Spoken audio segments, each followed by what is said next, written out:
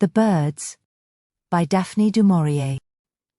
On December the 3rd, the wind changed overnight, and it was winter. Until then, the autumn had been mellow, soft. The leaves had lingered on the trees, golden red, and the hedgerows were still green. The earth was rich where the plough had turned it.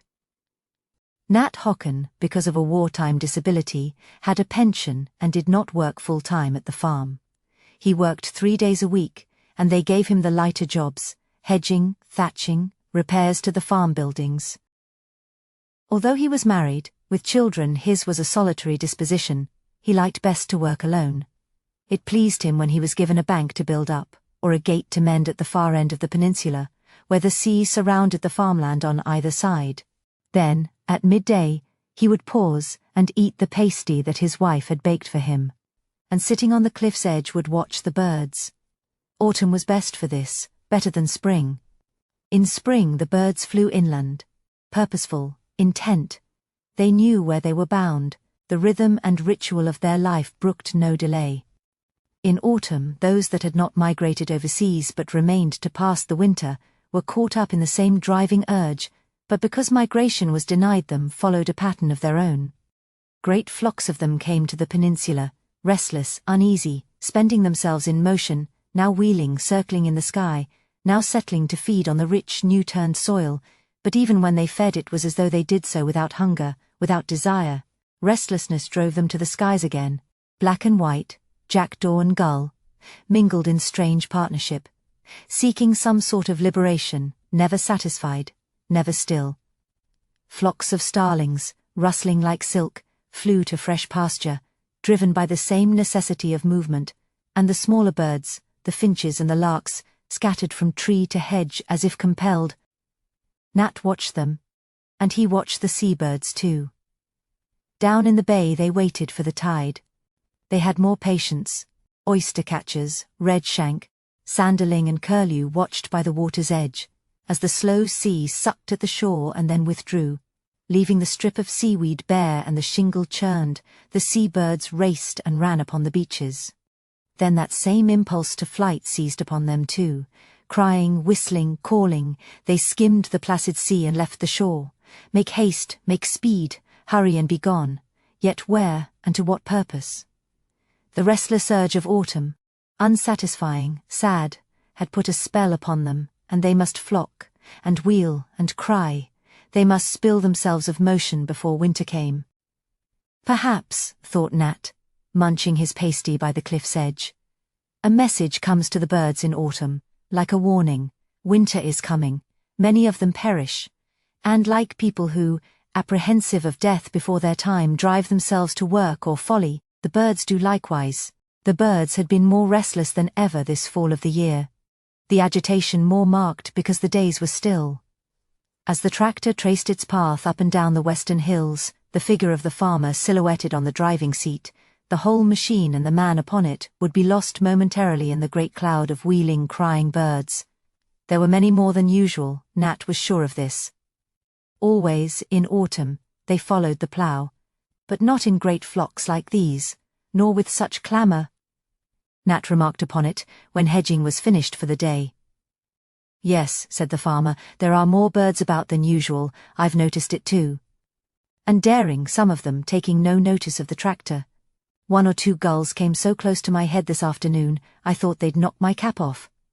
As it was, I could scarcely see what I was doing when they were overhead and I had the sun in my eyes. I have a notion the weather will change. It will be a hard winter. That's why the birds are restless." Nat, tramping home across the fields and down the lane to his cottage, saw the birds still flocking over the western hills, in the last glow of the sun. No wind, and the grey sea calm and full. Campion in bloom yet in the hedges and the air mild. The farmer was right though, and it was that night the weather turned.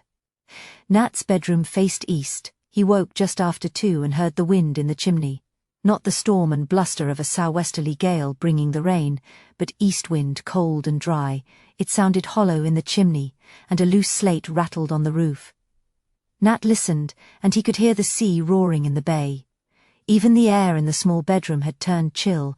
A draught came under the skirting of the door, blowing upon the bed. Nat drew the blanket round him.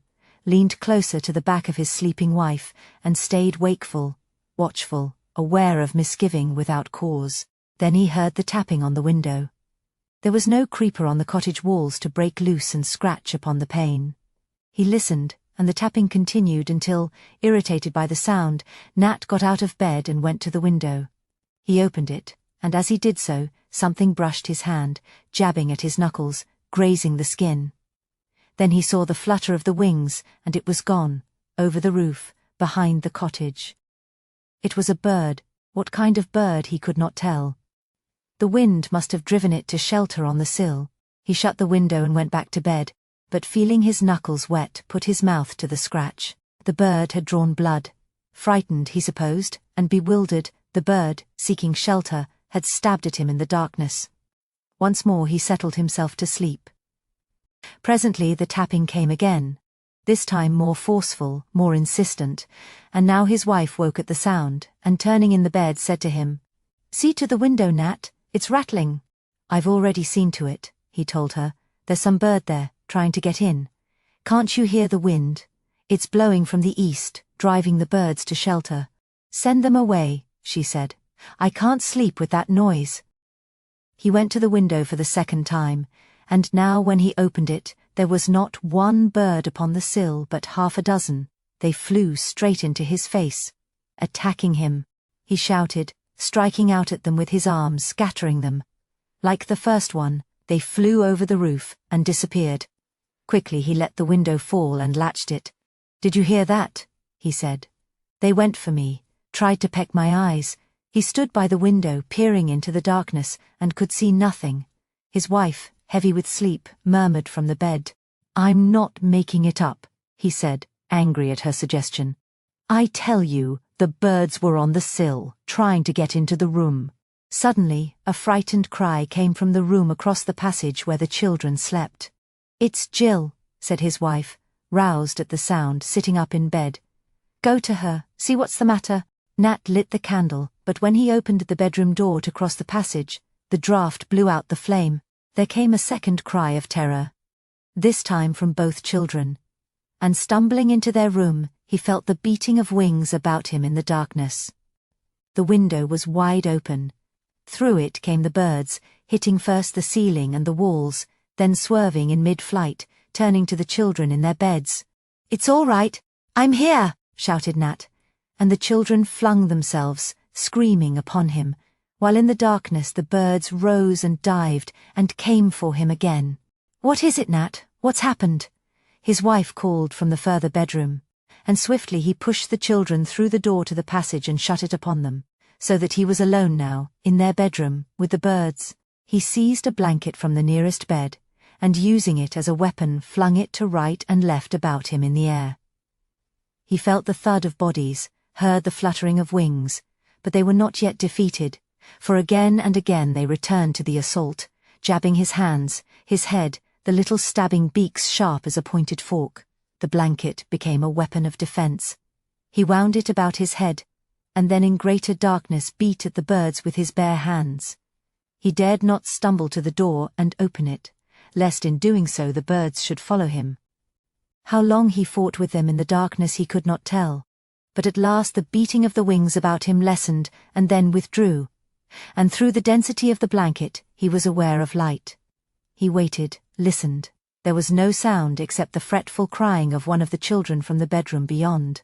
The fluttering, the whirring of the wings had ceased. He took the blanket from his head and stared about him. The cold grey morning light exposed the room.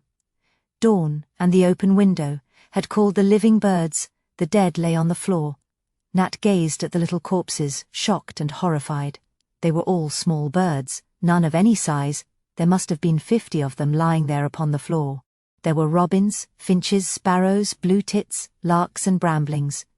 Birds that by nature's law kept to their own flock and their own territory, and now, joining one with another in their urge for battle, had destroyed themselves against the bedroom walls, or in the strife had been destroyed by him. Some had lost feathers in the fight, others had blood, his blood, upon their beaks. Sickened, Nat went to the window and stared out across his patch of garden to the fields. It was bitter cold, and the ground had all the hard black look of frost. Not white frost, to shine in the morning sun, but the black frost that the east wind brings. The sea, fiercer now with the turning tide, white-capped and steep, broke harshly in the bay. Of the birds there was no sign. Not a sparrow chattered in the hedge beyond the garden gate. No early missel thrush or blackbird pecked on the grass for worms. There was no sound at all but the east wind and the sea. Nat shut the window and the door of the small bedroom, and went back across the passage to his own. His wife sat up in bed, one child asleep beside her, the smaller in her arms, his face bandaged. The curtains were tightly drawn across the window, the candles lit. Her face looked garish in the yellow light. She shook her head for silence. "He's sleeping now," she whispered, "but only just. Something must have cut him, there was blood at the corner of his eyes. Jill said it was the birds. She said she woke up and the birds were in the room." His wife looked up at Nat, searching his face for confirmation. She looked terrified, bewildered, and he did not want her to know that he was also shaken, dazed almost, by the events of the past few hours. "There are birds in there," he said. "Dead birds, nearly 50 of them, robins, wrens, all the little birds from hereabouts. It's as though a madness seized them, with the east wind." He sat down on the bed beside his wife and held her hand. "It's the weather," he said. "It must be that, it's the hard weather. They aren't the birds, maybe, from here around. They've been driven down, from up country." "But Nat," whispered his wife, "it's only this night that the weather turned. There's been no snow to drive them, and they can't be hungry yet. There's food for them, out there, in the fields." "It's the weather," repeated Nat. "I tell you, it's the weather." His face too was drawn and tired, like hers. They stared at one another for a while without speaking. "I'll go downstairs and make a cup of tea," he said. The sight of the kitchen reassured him. The cups and saucers, neatly stacked upon the dresser, the table and chairs, his wife's roll of knitting on her basket chair, the children's toys in a corner cupboard. He knelt down, raked out the old embers and relit the fire. The glowing sticks brought normality, the steaming kettle and the brown teapot comfort and security. He drank his tea, carried a cup up to his wife. Then he washed in the scullery, and putting on his boots, opened the back door. The sky was hard and leaden, and the brown hills that had gleamed in the sun the day before looked dark and bare. The east wind, like a razor, stripped the trees, and the leaves, crackling and dry, shivered and scattered with the wind's blast. Nat stubbed the earth with his boot. It was frozen hard.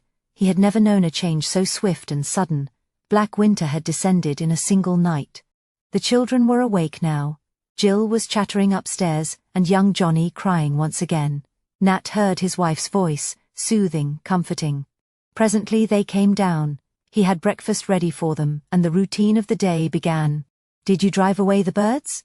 asked Jill, restored to calm because of the kitchen fire, because of day, because of breakfast.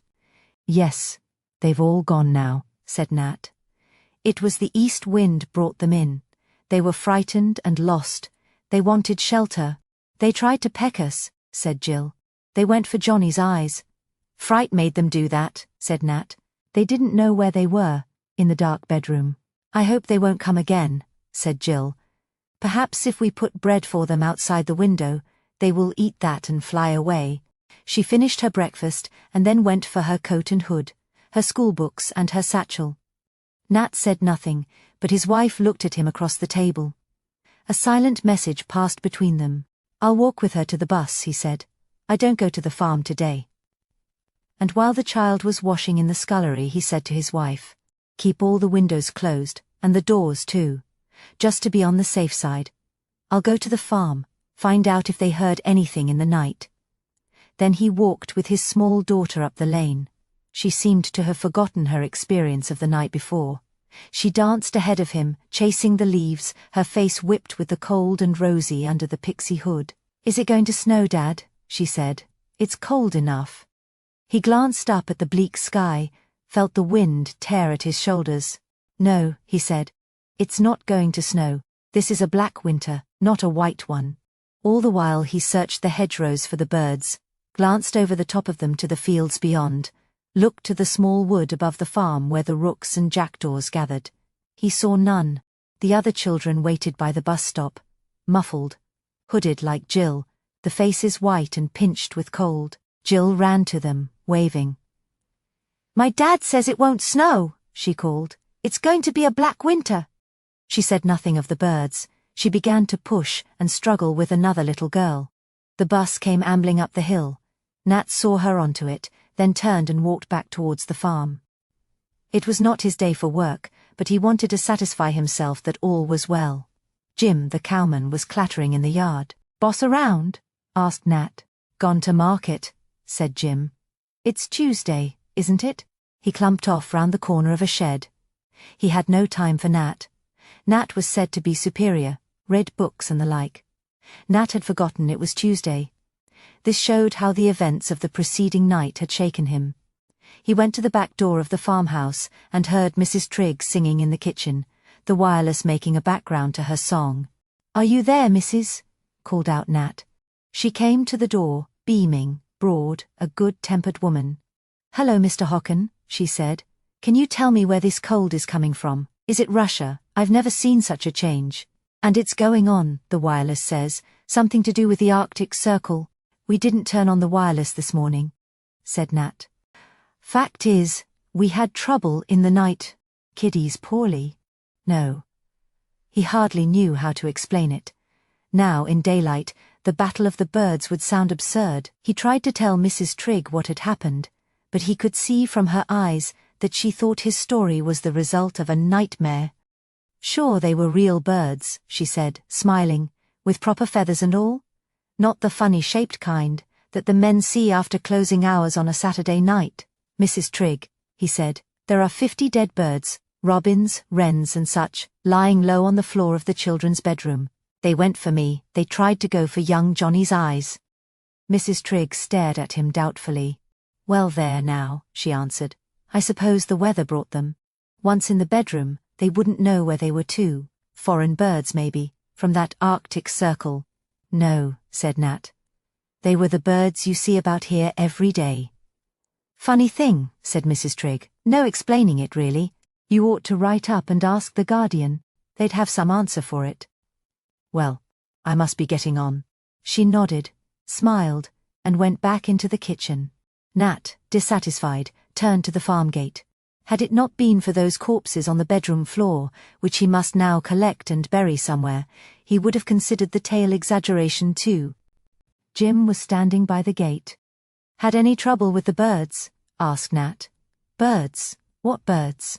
"We got them up our place last night. Scores of them, came in the children's bedroom.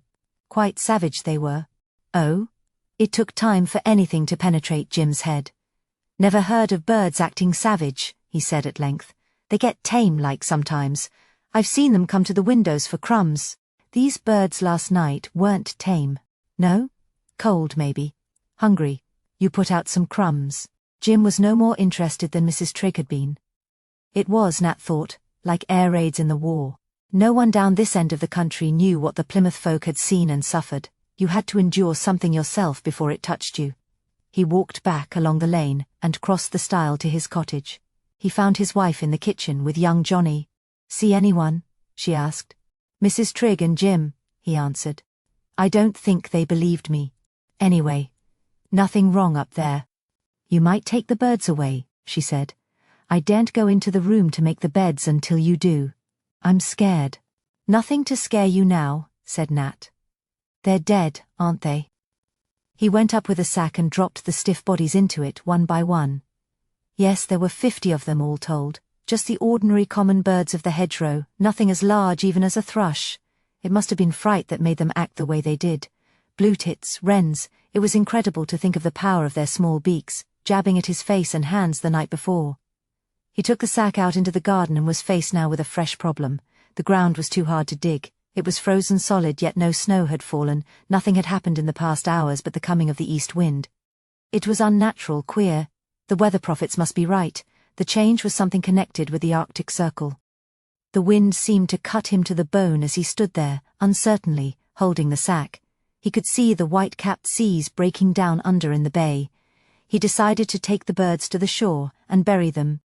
When he reached the beach below the headland he could scarcely stand. The force of the east wind was so strong. It hurt to draw breath, and his bare hands were blue. Never had he known such cold, not in all the bad winters he could remember. It was low tide. He crunched his way over the shingle to the softer sand, and then, his back to the wind, ground a pit in the sand with his heel. He meant to drop the birds into it, but as he opened up the sack, the force of the wind carried them, lifted them, as though in flight again, and they were blown away from him along the beach, tossed like feathers, spread and scattered, the bodies of the 50 frozen birds. There was something ugly in the sight. He did not like it. The dead birds were swept away from him by the wind. The tide will take them when it turns, he said to himself. He looked out to sea, and watched the crested breakers, combing green. They rose stiffly, curled, and broke again. And because it was ebb tide, the roar was distant, more remote, lacking the sound and thunder of the flood. Then he saw them. The gulls. Out there, riding the seas. What he had thought at first to be the white caps of the waves were gulls. Hundreds, thousands, tens of thousands. They rose and fell in the trough of the seas, heads to the wind, like a mighty fleet at anchor, waiting on the tide. To eastward, and to the west, the gulls were there. They stretched as far as his eye could reach, in close formation, line upon line. Had the sea been still, they would have covered the bay like a white cloud, head to head, body packed to body. Only the east wind, whipping the sea to breakers, hid them from the shore. Nat turned, and leaving the beach, climbed the steep path home. Someone should know of this, someone should be told. Something was happening, because of the east wind and the weather, that he did not understand. He wondered if he should go to the call box by the bus stop and ring up the police. Yet what could they do? What could anyone do? Tens and thousands of gulls riding the sea there, in the bay, because of storm, because of hunger. The police would think him mad or drunk, or take the statement from him with great calm. Thank you. Yes, the matter has already been reported. The hard weather is driving the birds inland in great numbers. Nat looked about him, still no sign of any other bird. Perhaps the cold had sent them all from up country? As he drew near to the cottage, his wife came to meet him. At the door, she called to him, excited. Nat, she said, it's on the wireless. They've just read out a special news bulletin. I've written it down. What's on the wireless? He said. About the birds, she said. It's not only here, it's everywhere. In London, all over the country. Something has happened to the birds. Together they went into the kitchen. He read the piece of paper lying on the table. Statement from the Home Office at 11 a.m. today. Reports from all over the country are coming in hourly about the vast quantity of birds flocking above towns, villages and outlying districts, causing obstruction and damage and even attacking individuals. It is thought that the Arctic airstream, at present covering the British Isles, is causing birds to migrate south in immense numbers, and that intense hunger may drive these birds to attack human beings. Householders are warned to see to their windows, doors and chimneys, and to take reasonable precautions for the safety of their children. A further statement will be issued later. A kind of excitement seized Nat. He looked at his wife in triumph. There you are, he said. Let's hope they'll hear that at the farm. Mrs. Trigg will know it wasn't any story. It's true. All over the country. I've been telling myself all morning there's something wrong. And just now, down on the beach, I looked out to sea and there are gulls. Thousands of them. Tens of thousands. You couldn't put a pin between their heads, and they're all out there, riding on the sea, waiting. What are they waiting for, Nat? She asked. He stared at her, then looked down again at the piece of paper. I don't know, he said slowly. It says here the birds are hungry. He went over to the drawer where he kept his hammer and tools. What are you going to do, Nat? See to the windows and the chimneys too, like they tell you. You think they would break in, with the windows shut, those sparrows and robins and such. Why, how could they? He did not answer. He was not thinking of the robins and the sparrows. He was thinking of the gulls. He went upstairs and worked there the rest of the morning, boarding the windows of the bedrooms, filling up the chimney bases. Good job it was his free day, and he was not working at the farm. It reminded him of the old days, at the beginning of the war. He was not married then, and he had made all the blackout boards for his mother's house in Plymouth, made the shelter too. Not that it had been of any use when the moment came. He wondered if they would take these precautions up at the farm. He doubted it. Too easy-going, Harry Trigg and his missus. Maybe they'd laugh at the whole thing, go off to a dance or a whist drive. Dinner's ready, she called him, from the kitchen. "All right. Coming down." He was pleased with his handiwork. The frames fitted nicely over the little panes and at the base of the chimneys. When dinner was over and his wife was washing up, Nat switched on the 1 o'clock news. The same announcement was repeated, the one which she had taken down during the morning, but the news bulletin enlarged upon it. "The flocks of birds have caused dislocation in all areas," read the announcer. And in London the sky was so dense at 10 o'clock this morning that it seemed as if the city was covered by a vast black cloud. The birds settled on rooftops, on window ledges, and on chimneys. The species included blackbird, thrush, the common house sparrow, and, as might be expected in the metropolis, a vast quantity of pigeons and starlings, and that frequenter of the London River, the black-headed gull. The sight has been so unusual that traffic came to a standstill in many thoroughfares. Work was abandoned in shops and offices, and the streets and pavements were crowded with people standing about to watch the birds. Various incidents were recounted, the suspected reason of cold and hunger stated again, and warnings to householders repeated. The announcer's voice was smooth and suave. Nat had the impression that this man, in particular, treated the whole business as he would an elaborate joke. There would be others like him, hundreds of them, who did not know what it was to struggle in darkness with a flock of birds. There would be parties tonight in London, like the ones they gave on election nights. People standing about, shouting and laughing, getting drunk. "Come and watch the birds." Nat switched off the wireless. He got up and started work on the kitchen windows. His wife watched him, young Johnny at her heels. "What, boards for down here too?" she said. "Why, I'll have to light up before 3 o'clock. I see no call for boards down here." "Better be sure than sorry," answered Nat. "I'm not going to take any chances." "What they ought to do," she said, "is to call the army out and shoot the birds. That would soon scare them off." "Let them try," said Nat. "How'd they set about it?" "They have the army to the docks," she answered. "When the dockers strike, the soldiers go down and unload the ships." "Yes," said Nat. "And the population of London is 8 million or more. Think of all the buildings, all the flats and houses. Do you think they've enough soldiers to go round shooting birds from every roof?" "I don't know. But something should be done. They ought to do something." Nat thought to himself that they were no doubt considering the problem at that very moment. But whatever they decided to do in London and the big cities would not help the people here, 300 miles away. Each householder must look after his own. "How are we off for food?" he said. "Now, Nat, whatever next?" "Never mind. What have you got in the larder?"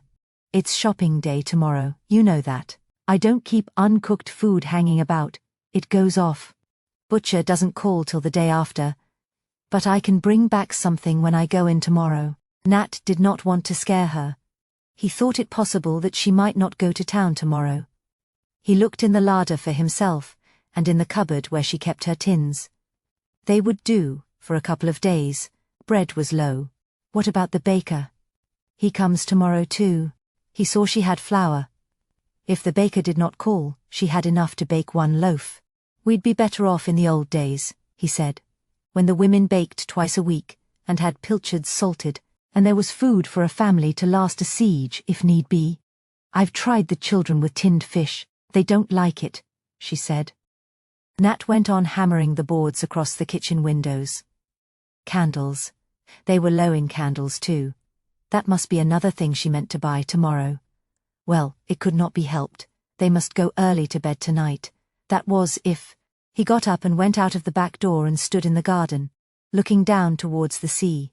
There had been no sun all day, and now, at barely 3 o'clock, a kind of darkness had already come, the sky sullen, heavy, colourless like salt. He could hear the vicious sea drumming on the rocks. He walked down the path halfway to the beach, and then he stopped. He could see the tide had turned. The rock that had shown in mid-morning was now covered, but it was not the sea that held his eyes. The gulls had risen. They were circling, hundreds of them, thousands of them, lifting their wings against the wind. It was the gulls that made the darkening of the sky, and they were silent. They made not a sound, They just went on soaring and circling, rising, falling, trying their strength against the wind. Nat turned. He ran up the path, back to the cottage. "I'm going for Jill," he said. "I'll wait for her, at the bus stop." "What's the matter?" asked his wife. "You've gone quite white." "Keep Johnny inside," he said. "Keep the door shut. Light up now, and draw the curtains." "It's only just gone 3, she said. "Never mind. Do what I tell you." He looked inside the tool shed, outside the back door. Nothing there of much use. A spade was too heavy, and a fork no good. He took the hoe. It was the only possible tool, and light enough to carry. He started walking up the lane to the bus stop, and now and again glanced back over his shoulder. The gulls had risen higher now. Their circles were broader, wider. They were spreading out in huge formation across the sky. He hurried on. Although he knew the bus would not come to the top of the hill before 4 o'clock, he had to hurry. He passed no one on the way. He was glad of this. No time to stop and chatter. At the top of the hill he waited. He was much too soon. There was half an hour still to go. The east wind came whipping across the fields from the higher ground. He stamped his feet and blew upon his hands. In the distance he could see the clay hills, white and clean, against the heavy pallor of the sky. Something black rose from behind them, like a smudge at first, then widening, becoming deeper, and the smudge became a cloud, and the cloud divided again into 5 other clouds, spreading north, east, south, and west, and they were not clouds at all, they were birds. He watched them travel across the sky, and as one section passed overhead, within 200 or 300 feet of him, he knew from their speed, they were bound inland, up country. They had no business with the people here on the peninsula. They were rooks, crows, jackdaws, magpies, jays. All birds that usually preyed upon the smaller species, but this afternoon they were bound on some other mission. "They've been given the towns," thought Nat. "They know what they have to do. We don't matter so much here. The gulls will serve for us. The others go to the towns." He went to the call box, stepped inside, and lifted the receiver. The exchange would do. They would pass the message on. "I'm speaking from highway," he said, "by the bus stop. I want to report large formations of birds traveling up country. The gulls are also forming in the bay." "All right," answered the voice, laconic, weary. "You'll be sure and pass this message on to the proper quarter?" "Yes, yes." Impatient now, fed up. The buzzing note resumed. "She's another," thought Nat. "She doesn't care. Maybe she's had to answer calls all day. She hopes to go to the pictures tonight. She'll squeeze some fellow's hand, and point up at the sky and say, 'Look at all them birds.' She doesn't care." The bus came lumbering up the hill. Jill climbed out, and 3 or 4 other children. The bus went on towards the town. "What's the hoe for, Dad?" They crowded around him, laughing, pointing. "I just brought it along," he said. "Come on now, let's get home. It's cold, no hanging about. Here, you. I'll watch you across the fields, see how fast you can run." He was speaking to Jill's companions, who came from different families, living in the council houses. A shortcut would take them to the cottages. "We want to play a bit in the lane," said one of them. "No, you don't. You go off home, or I'll tell your mammy." They whispered to one another, round-eyed, then scuttled off across the fields. Jill stared at her father, her mouth sullen. "We always play in the lane," she said. "Not tonight you don't," he said. "Come on now, no dawdling." He could see the gulls now, circling the fields, coming in towards the land. Still silent. Still no sound. "Look, Dad, look over there, look at all the gulls." "Yes, hurry now." "Where are they flying to? Where are they going?" "Up country, I dare say, where it's warmer." He seized her hand and dragged her after him along the lane. "Don't go so fast, I can't keep up." The gulls were copying the rooks and crows. They were spreading out in formation across the sky. They headed, in bands of thousands, to the 4 compass points. "Dad, what is it? What are the gulls doing?" They were not intent upon their flight, as the crows, as the jackdaws had been. They still circled overhead. Nor did they fly so high. It was as though they waited upon some signal, as though some decision had yet to be given. The order was not clear.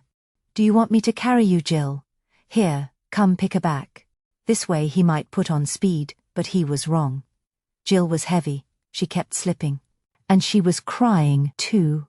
His sense of urgency, of fear, had communicated itself to the child. "I wish the gulls would go away. I don't like them. They're coming closer to the lane." He put her down again. He started running, swinging Jill after him. As they went past the farm turning, he saw the farmer backing his car out of the garage. Nat called to him. "Can you give us a lift?" he said. "What's that?" Mr. Trigg turned in the driving seat and stared at them. Then a smile came to his cheerful, rubicund face. "It looks as though we're in for some fun," he said. "Have you seen the gulls? Jim and I are going to take a crack at them. Everyone's gone bird crazy, talking of nothing else." "I hear you were troubled in the night. Want a gun?" Nat shook his head. The small car was packed. There was just room for Jill, if she crouched on top of petrol tins on the back seat. "I don't want a gun," said Nat. "But I'd be obliged if you'd run Jill home. She's scared of the birds." He spoke briefly.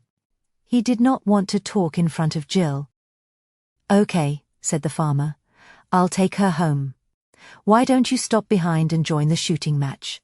We'll make the feathers fly." Jill climbed in, and turning the car, the driver sped up the lane. Nat followed after. Trigg must be crazy. What use was a gun against a sky of birds? Now Nat was not responsible for Jill, he had time to look about him. The birds were circling still, above the fields. Mostly herring gull, but the black-headed gull among them. Usually they kept apart. Now they were united. Some bond had brought them together. It was the black-backed gull that attacked the smaller birds, and even newborn lambs, so he'd heard. He'd never seen it done. He remembered this now, though, looking above him in the sky. They were coming in towards the farm. They were circling lower in the sky, and the black-backed gulls were to the front. The black-backed gulls were leading. The farm, then, was their target. They were making for the farm. Nat increased his pace towards his own cottage. He saw the farmer's car turn and come back along the lane. It drew up beside him with a jerk. "The kid has run inside," said the farmer. "Your wife was watching for her."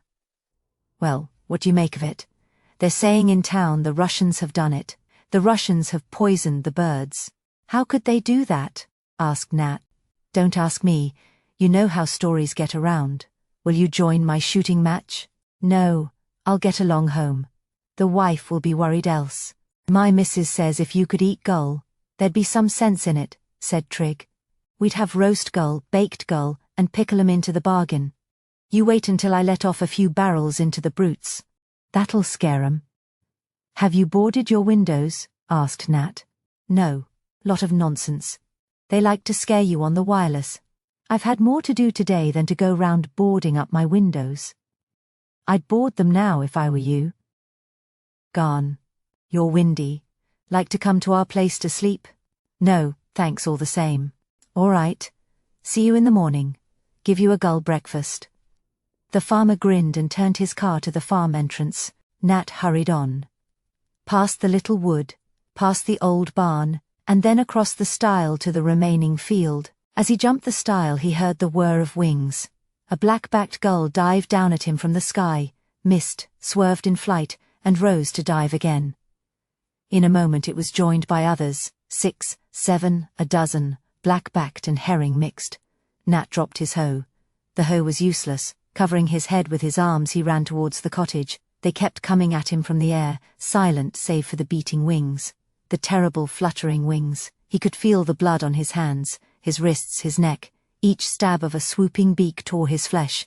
If only he could keep them from his eyes. Nothing else mattered. He must keep them from his eyes.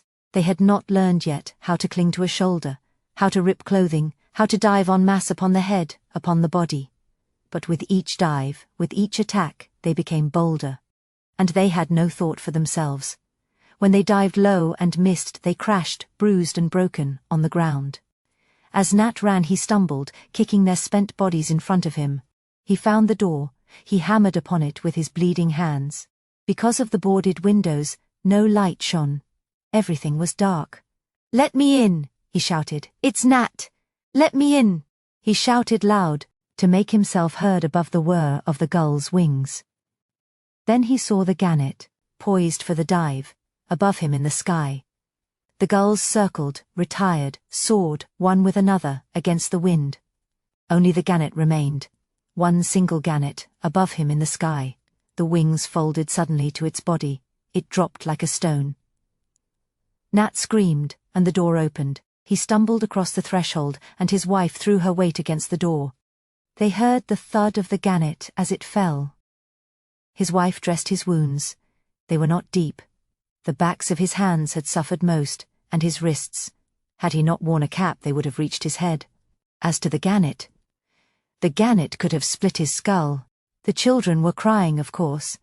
They had seen the blood on their father's hands. "It's all right now," he told them. "I'm not hurt, just a few scratches. You play with Johnny, Jill. Mammy will wash these cuts." He half shut the door to the scullery, so that they could not see. His wife was ashen. She began running water from the sink. "I saw them overhead," she whispered. "They began collecting just as Jill ran in with Mr. Trigg.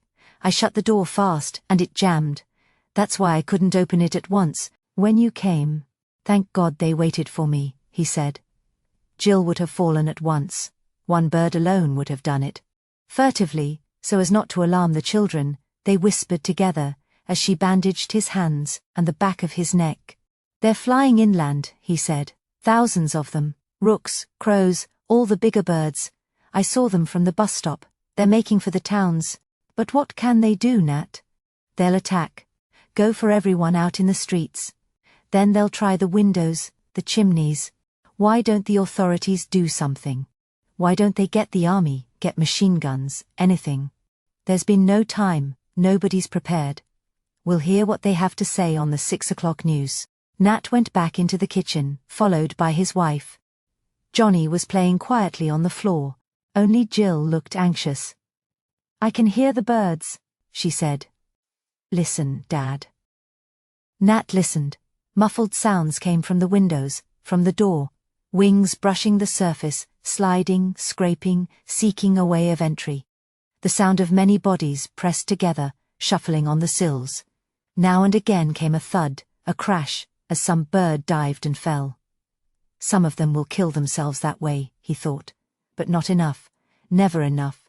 "All right," he said aloud. "I've got boards over the windows, Jill. The birds can't get in." He went and examined all the windows. His work had been thorough. Every gap was closed. He would make extra certain, however. He found wedges, pieces of old tin, strips of wood and metal, and fastened them at the sides to reinforce the boards. His hammering helped to deafen the sound of the birds, the shuffling, the tapping, and more ominous, he did not want his wife or the children to hear it, the splinter of cracked glass. "Turn on the wireless," he said. "Let's have the wireless. This would drown the sound also." He went upstairs to the bedrooms and reinforced the windows there. Now he could hear the birds on the roof, the scraping of claws, a sliding, jostling sound. He decided they must sleep in the kitchen, keep up the fire, bring down the mattresses and lay them out on the floor. He was afraid of the bedroom chimneys. The boards he had placed at the chimney bases might give way. In the kitchen they would be safe, because of the fire. He would have to make a joke of it, pretend to the children they were playing at camp.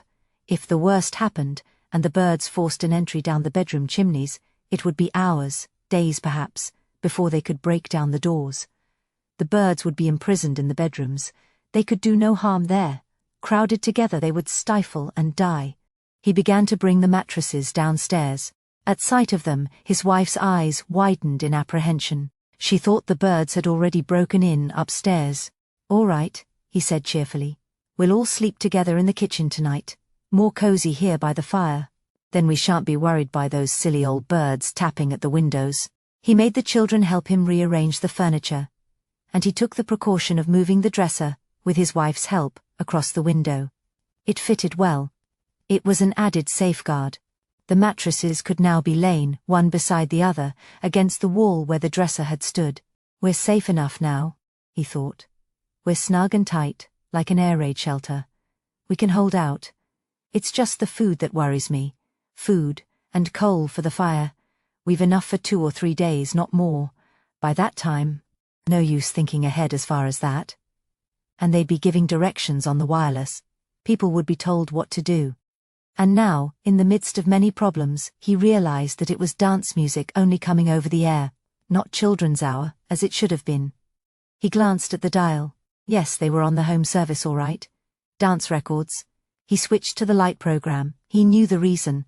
The usual programs had been abandoned. This only happened at exceptional times, elections and such.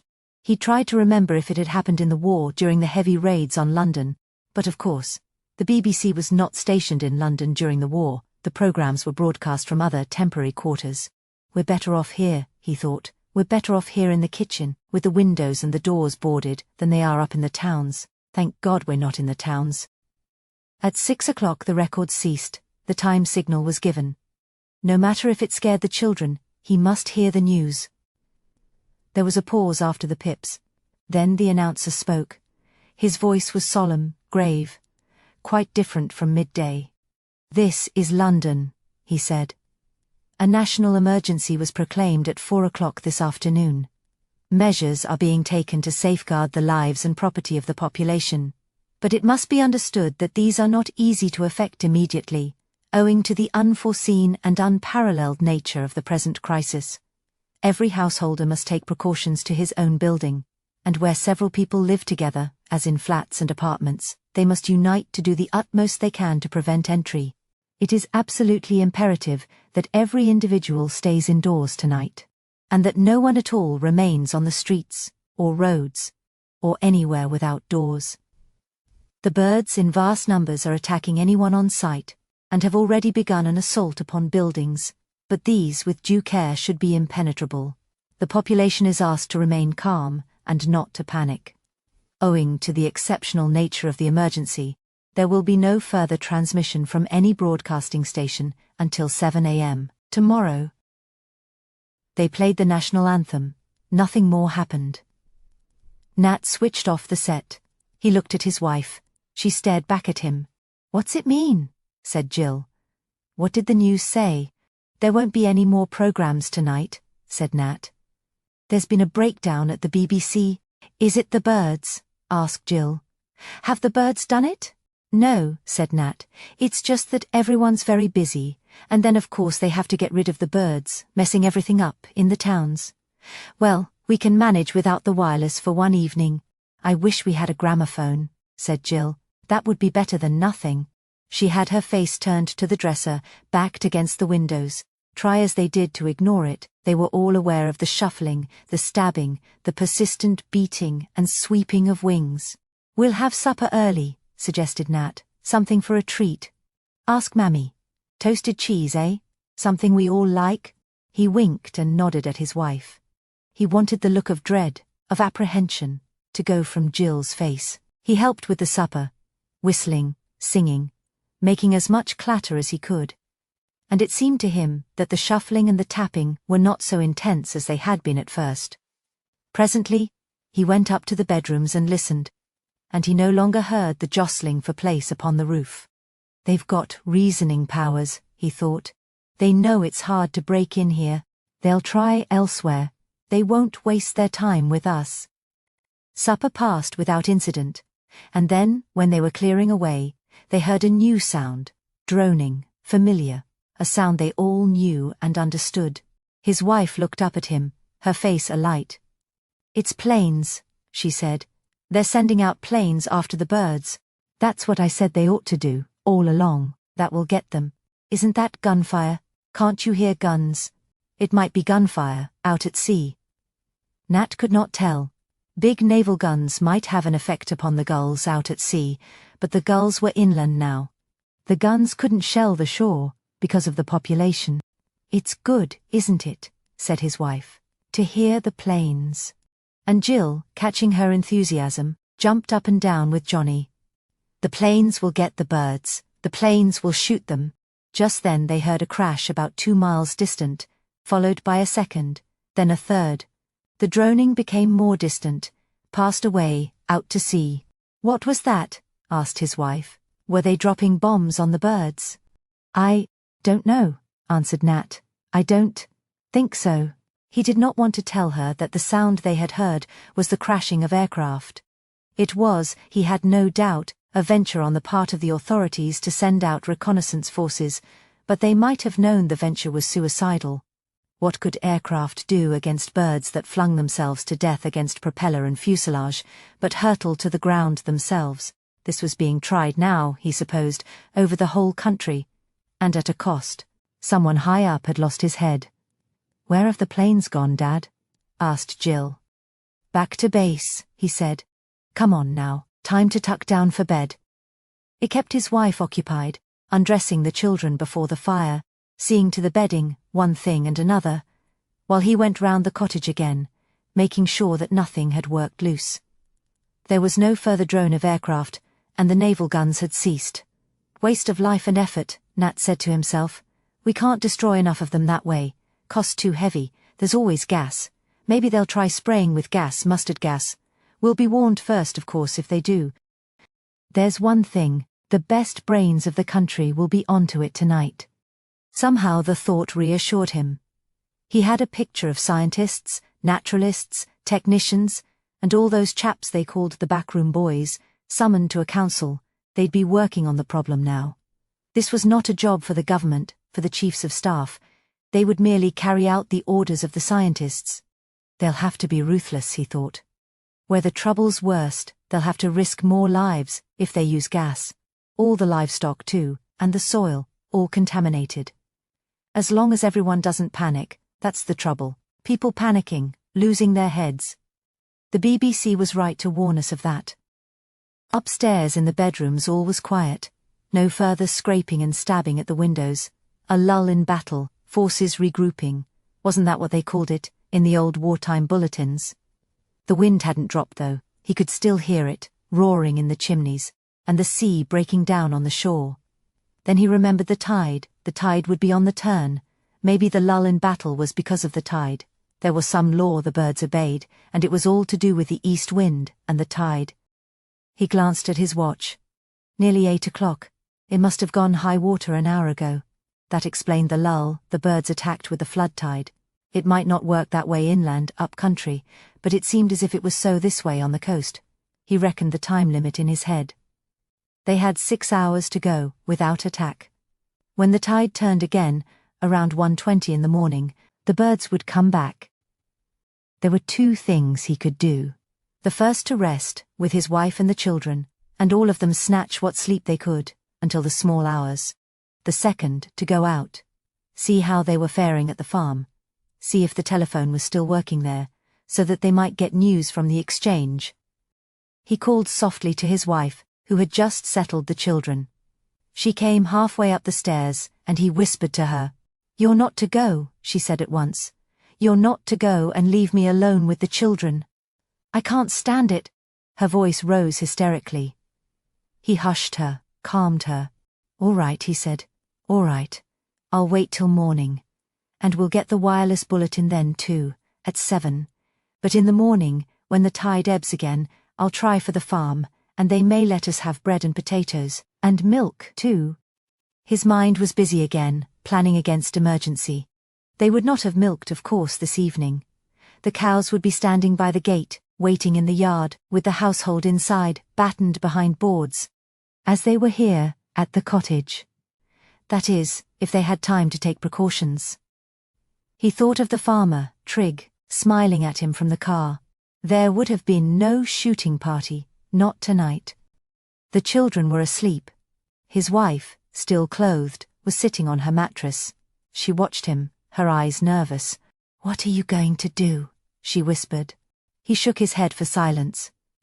Softly, stealthily, he opened the back door and looked outside. It was pitch dark. The wind was blowing harder than ever, coming in steady gusts, icy, from the sea. He kicked at the step outside the door. It was heaped with birds. There were dead birds everywhere. Under the windows, against the walls, these were the suicides, the divers, the ones with broken necks. Wherever he looked he saw dead birds. No trace of the living. The living had flown seaward with the turn of the tide. The gulls would be riding the seas now, as they had done in the forenoon. In the far distance, on the hill where the tractor had been 2 days before, something was burning. One of the aircraft that had crashed, the fire, fanned by the wind, had set light to a stack. He looked at the bodies of the birds, and he had a notion that if he heaped them, one upon the other, on the windowsills, they would make added protection for the next attack. Not much perhaps, but something. The bodies would have to be clawed at, pecked and dragged aside, before the living birds gained purchase on the sills and attacked the panes. He set to work in the darkness. It was queer, he hated touching them. The bodies were still warm and bloody, the blood matted their feathers. He felt his stomach turn, but he went on with his work. He noticed grimly that every window pane was shattered. Only the boards had kept the birds from breaking in. He stuffed the cracked panes with the bleeding bodies of the birds. When he had finished, he went back into the cottage. He barricaded the kitchen door, made it doubly secure. He took off his bandages, sticky with the bird's blood, not with his own cuts, and put on fresh plaster. His wife had made him cocoa, and he drank it thirstily. He was very tired. "All right," he said, smiling. "Don't worry. We'll get through." He lay down on his mattress and closed his eyes. He slept at once. He dreamed uneasily, because through his dreams there ran a thread of something forgotten. Some piece of work, neglected, that he should have done. Some precaution that he had known well but had not taken, and he could not put a name to it in his dreams. It was connected in some way with the burning aircraft and the stack upon the hill. He went on sleeping, though he did not awake. It was his wife shaking his shoulder that awoke him finally. "They've begun," she sobbed. "They've started this last hour. I can't listen to it any longer, alone. There's something smelling bad too, something burning." Then he remembered. He had forgotten to make up the fire. It was smouldering, nearly out. He got up swiftly and lit the lamp. The hammering had started at the windows and the doors, but it was not that he minded now. It was the smell of singed feathers. The smell filled the kitchen. He knew at once what it was. The birds were coming down the chimney, squeezing their way down to the kitchen range. He got sticks and paper and put them on the embers, then reached for the can of paraffin. "Stand back," he shouted to his wife. "We've got to risk this." He threw the paraffin onto the fire. The flame roared up the pipe, and down upon the fire fell the scorched, blackened bodies of the birds. The children woke, crying. "What is it?" said Jill. "What's happened?" Nat had no time to answer. He was raking the bodies from the chimney, clawing them out onto the floor. The flames still roared, and the danger of the chimney catching fire was one he had to take. The flames would send away the living birds from the chimney top. The lower joint was the difficulty, though. This was choked with the smouldering, helpless bodies of the birds caught by fire.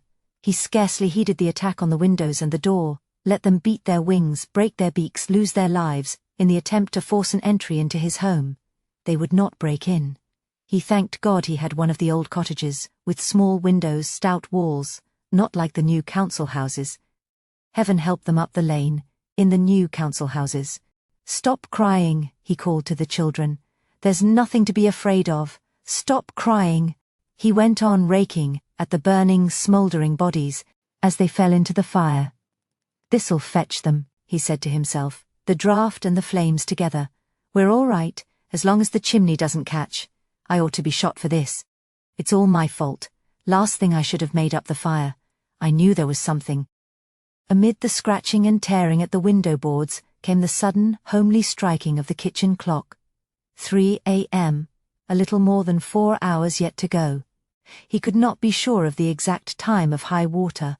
He reckoned it would not turn much before 7:30, 20 to 8. "Light up the primus," he said to his wife. "Make us some tea, and the kids some cocoa. No use sitting around doing nothing." That was the line. Keep her busy, and the children too. Move about, eat, drink, always best to be on the go. He waited by the range. The flames were dying. But no more blackened bodies fell from the chimney. He thrust his poker up as far as it could go and found nothing. It was clear. The chimney was clear. He wiped the sweat from his forehead. "Come on now, Jill," he said. "Bring me some more sticks. We'll have a good fire going directly." She wouldn't come near him, though. She was staring at the heaped, singed bodies of the birds. "Never mind them," he said. "We'll put those in the passage when I've got the fire steady." The danger of the chimney was over. It could not happen again, not if the fire was kept burning day and night. I'll have to get more fuel from the farm tomorrow, he thought. This will never last. I'll manage though. I can do all that with the ebb tide. It can be worked, fetching what we need when the tide's turned. We've just got to adapt ourselves, that's all. They drank tea and cocoa, and ate slices of bread and bovril. Only half a loaf left, Nat noticed. Never mind though, they'd get by. Stop it, said young Johnny, pointing to the windows with his spoon. Stop it, you old birds. That's right, said Nat, smiling. We don't want the old beggars, do we? Had enough of 'em. They began to cheer when they heard the thud of the suicide birds. There's another, Dad, cried Jill. He's done for. He's had it, said Nat. There he goes, the blighter. This was the way to face up to it. This was the spirit. If they could keep this up, hang on like this until 7, when the first news bulletin came through, they would not have done too badly. Give us a cigarette, he said to his wife. A bit of a smoke will clear away the smell of the scorched feathers. There's only 2 left in the packet, she said. I was going to buy you some from the co-op. I'll have one, he said. T'other will keep for a rainy day. No sense trying to make the children rest. There was no rest to be got while the tapping and the scratching went on at the windows. He sat with one arm round his wife, and the other round Jill, with Johnny on his mother's lap, and the blankets heaped about them on the mattress. You can't help admiring the beggars, he said. They've got persistence. You'd think they'd tire of the game. But not a bit of it. Admiration was hard to sustain. The tapping went on, and a new rasping note struck Nat's ear, as though a sharper beak than any hitherto had come to take over from its fellows. He tried to remember the names of birds, he tried to think which species would go for this particular job. It was not the tap of the woodpecker, that would be light and frequent. This was more serious because if it continued long the wood would splinter as the glass had done. Then he remembered the hawks. Could the hawks have taken over from the gulls? Were there buzzards now upon the sills using talons as well as beaks? Hawks, buzzards, kestrels, falcons. He had forgotten the birds of prey. He had forgotten the gripping power of the birds of prey. 3 hours to go, and while they waited, the sound of the splintering wood, the talons tearing at the wood. Nat looked about him, seeing what furniture he could destroy to fortify the door. The windows were safe because of the dresser. He was not certain of the door. He went upstairs, but when he reached the landing he paused and listened. There was a soft patter on the floor of the children's bedroom. The birds had broken through. He put his ear to the door, no mistake. He could hear the rustle of wings and the light patter as they searched the floor. The other bedroom was still clear. He went into it and began bringing out the furniture, to pile at the head of the stairs should the door of the children's bedroom go. It was a preparation. It might never be needed. He could not stack the furniture against the door, because it opened inward. The only possible thing was to have it at the top of the stairs. "Come down, Nat, what are you doing?" called his wife. "I won't be long," he shouted. "Just making everything shipshape up here." He did not want her to come. He did not want her to hear the pattering of the feet in the children's bedroom, the brushing of those wings against the door. At 5:30 he suggested breakfast, bacon and fried bread, if only to stop the growing look of panic in his wife's eyes and to calm the fretful children. She did not know about the birds upstairs. The bedroom, luckily, was not over the kitchen. Had it been so, she could not have failed to hear the sound of them, up there, tapping the boards, and the silly, senseless thud of the suicide birds, the death and glory boys, who flew into the bedroom smashing their heads against the walls. He knew them of old, the herring gulls. They had no brains. The blackbacks were different. They knew what they were doing. So did the buzzards, the hawks. He found himself watching the clock, gazing at the hands that went so slowly round the dial. If his theory was not correct, if the attack did not cease with the turn of the tide, he knew they were beaten. They could not continue through the long day without air, without rest, without more fuel, without... His mind raced. He knew there were so many things they needed to withstand siege. They were not fully prepared, they were not ready. It might be that it would be safer in the towns after all. If he could get a message through, on the farm telephone, to his cousin. Only a short journey by train up country. They might be able to hire a car. That would be quicker. Hire a car between tides. His wife's voice, calling his name, drove away the sudden, desperate desire for sleep. "What is it? What now?" he said sharply. "The wireless," said his wife. "I've been watching the clock. It's nearly 7. "Don't twist the knob," he said, impatient for the first time. "It's on the home, where it is. They'll speak from the home." They waited. The kitchen clock struck 7. There was no sound, no chimes, no music. They waited until 1/4 past, switching to the light. The result was the same. No news bulletin came through. "We've heard wrong," he said. "They won't be broadcasting until 8 o'clock." They left it switched on, and Nat thought of the battery, wondered how much power was left in it. It was generally recharged when his wife went shopping in the town. If the battery failed, they would not hear the instructions. "It's getting light," whispered his wife. "I can't see it, but I can feel it. And the birds aren't hammering so loud." She was right. The rasping, tearing sound grew fainter every moment. So did the shuffling, the jostling for place upon the step, upon the sills. The tide was on the turn. By 8 there was no sound at all, only the wind. The children, lulled at last by the stillness, fell asleep. At 8:30, Nat switched the wireless off. "What are you doing?" said his wife. "We'll miss the news." "There isn't going to be any news," said Nat. "We've got to depend upon ourselves." He went to the door and slowly pulled away the barricades. He drew the bolts, and kicking the bodies from the step outside the door, breathed the cold air. He had 6 working hours before him, and he knew he must reserve his strength for the right things, not waste it in any way. Food and light and fuel, these were the necessary things. If he could get them in sufficiency, they could endure another night. He stepped into the garden, and as he did so he saw the living birds. The gulls had gone to ride the sea, as they had done before. They sought seafood, and the buoyancy of the tide, before they returned to the attack. Not so the land birds. They waited and watched. Nat saw them, on the hedgerows, on the soil, crowded in the trees, outside in the field, line upon line of birds, all still, doing nothing. He went to the end of his small garden. The birds did not move. They went on watching him. "I've got to get food," said Nat to himself. "I've got to go to the farm to find food." He went back to the cottage. He saw to the windows and the doors. He went upstairs and opened the children's bedroom. It was empty, except for the dead birds on the floor. The living were out there, in the garden, in the fields. He went downstairs. "I'm going to the farm," he said. His wife clung to him.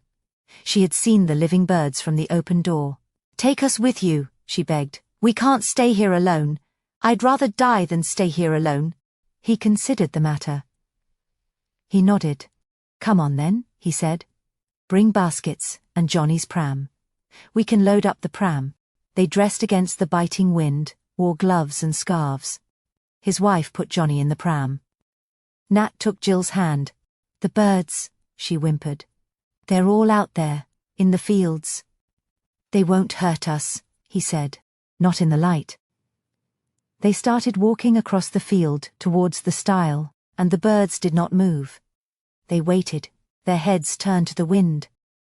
When they reached the turning to the farm, Nat stopped and told his wife to wait in the shelter of the hedge with the 2 children. "But I want to see Mrs. Trigg," she protested. "There are lots of things we can borrow, if they went to market yesterday, not only bread and—" "Wait here," Nat interrupted. "I'll be back in a moment." The cows were lowing, moving restlessly in the yard, and he could see a gap in the fence where the sheep had knocked their way through, to roam unchecked in the front garden before the farmhouse. No smoke came from the chimneys. He was filled with misgivings. He did not want his wife or the children to go down to the farm. "Don't jib now," said Nat harshly. "Do what I say." She withdrew with the pram into the hedge, screening herself and the children from the wind. He went down alone to the farm. He pushed his way through the herd of bellowing cows, which turned this way and that, distressed, their udders full. He saw the car standing by the gate, not put away in the garage. The windows of the farmhouse were smashed. There were many dead gulls lying in the yard and around the house. The living birds perched on the group of trees behind the farm and on the roof of the house. They were quite still. They watched him.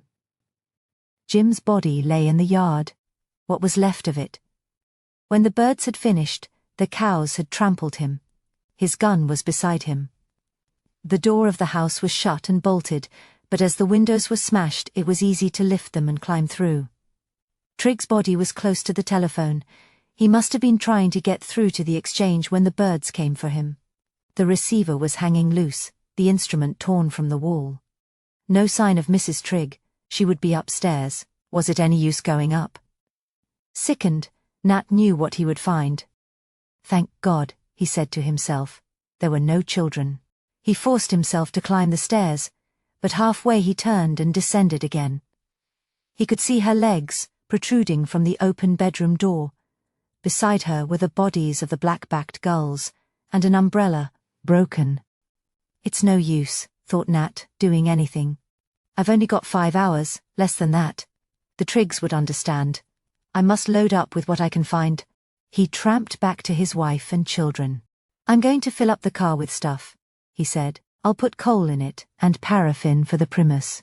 We'll take it home and return for a fresh load. What about the Triggs? Asked his wife. They must have gone to friends, he said. Shall I come and help you then? No. There's a mess down there. Cows and sheep all over the place. Wait, I'll get the car. You can sit in it. Clumsily he backed the car out of the yard and into the lane. His wife and the children could not see Jim's body from there. Stay here, he said. Never mind the pram. The pram can be fetched later. I'm going to load the car. Her eyes watched his all the time. He believed she understood. Otherwise she would have suggested helping him to find the bread and groceries. They made 3 journeys altogether, backwards and forwards between their cottage and the farm, before he was satisfied they had everything they needed. It was surprising, once he started thinking, how many things were necessary. Almost the most important of all was planking for the windows. He had to go round searching for timber. He wanted to renew the boards on all the windows at the cottage. Candles, paraffin, nails, tin stuff, the list was endless. Besides all that, he milked 3 of the cows. The rest, poor brutes, would have to go on bellowing. On the final journey, he drove the car to the bus stop, got out, and went to the telephone box. He waited a few minutes, jangling the receiver. No good though. The line was dead. He climbed onto a bank and looked over the countryside, but there was no sign of life at all. Nothing in the fields but the waiting, watching birds. Some of them slept. He could see the beaks tucked into the feathers. You'd think they'd be feeding, he said to himself. Not just standing in that way. Then he remembered. They were gorged with food. They had eaten their fill during the night. That was why they did not move this morning. No smoke came from the chimneys of the council houses. He thought of the children who had run across the fields the night before. I should have known, he thought. I ought to have taken them home with me. He lifted his face to the sky. It was colourless and grey. The bare trees on the landscape looked bent and blackened by the east wind. The cold did not affect the living birds, waiting out there in the fields. This is the time they ought to get them, said Nat. They're a sitting target now. They must be doing this all over the country. Why don't our aircraft take off now and spray them with mustard gas? What are all our chaps doing? They must know. They must see for themselves. He went back to the car and got into the driver's seat. Go quickly past that second gate, whispered his wife. The postman's lying there. I don't want Jill to see. He accelerated. The little Morris bumped and rattled along the lane. The children shrieked with laughter. Up a down, shouted young Johnny. It was 1:45 by the time they reached the cottage. Only an hour to go. Better have cold dinner, said Nat. Hot up something for yourself and the children, some of that soup. I've no time to eat now, I've got to unload all this stuff. He got everything inside the cottage. It could be sorted later. Give them all something to do during the long hours ahead. First he must see to the windows and the doors. He went round the cottage methodically, testing every window, every door. He climbed onto the roof also, and fixed boards across every chimney, except the kitchen. The cold was so intense, he could hardly bear it, but the job had to be done. Now and again he would look up, searching the sky for aircraft. None came. As he worked, he cursed the inefficiency of the authorities. "It's always the same," he muttered. "They always let us down. Muddle from the start. No plan, no real organization. And we don't matter down here. That's what it is. The people up country have priority. They're using gas up there, no doubt, and all the aircraft. We've got to wait and take what comes." He paused, his work on the bedroom chimney finished, and looked out to sea. Something was moving out there.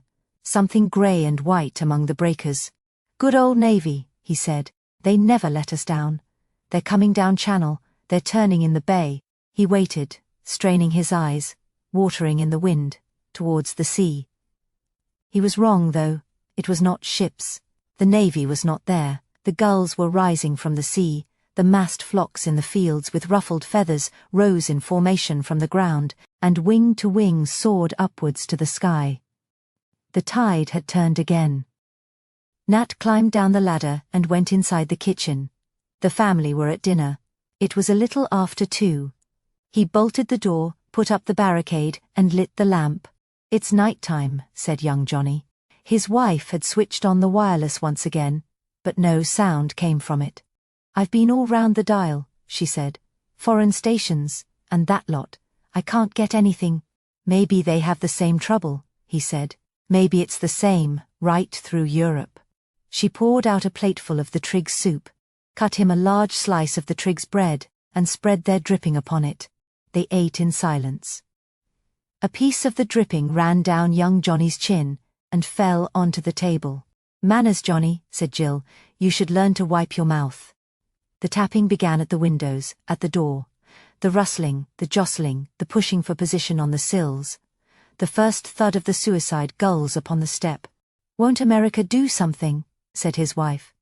"They've always been our allies, haven't they? Surely America will do something." Nat did not answer. The boards were strong against the windows, and on the chimneys too. The cottage was filled with stores, with fuel, with all they needed for the next few days. When he had finished dinner, he would put the stuff away, stack it neatly, get everything shipshape, handy-like. His wife could help him, and the children too. They'd tire themselves out, between now and 8:45, when the tide would ebb. Then he'd tuck them down on their mattresses, see that they slept good and sound until 3 in the morning. He had a new scheme for the windows, which was to fix barbed wire in front of the boards. He had brought a great roll of it from the farm. The nuisance was he'd have to work at this in the dark, when the lull came between 9 and 3. Pity he had not thought of it before. Still, as long as the wife slept, and the kids, that was the main thing. The smaller birds were at the window now. He recognized the light tap-tapping of their beaks, and the soft brush of their wings. The hawks ignored the windows. They concentrated their attack upon the door. Nat listened to the tearing sound of splintering wood, and wondered how many million years of memory were stored in those little brains, behind the stabbing beaks, the piercing eyes, now giving them this instinct to destroy mankind with all the deft precision of machines. "I'll smoke that last cigarette," he said to his wife. "Stupid of me. It was the one thing I forgot to bring back from the farm."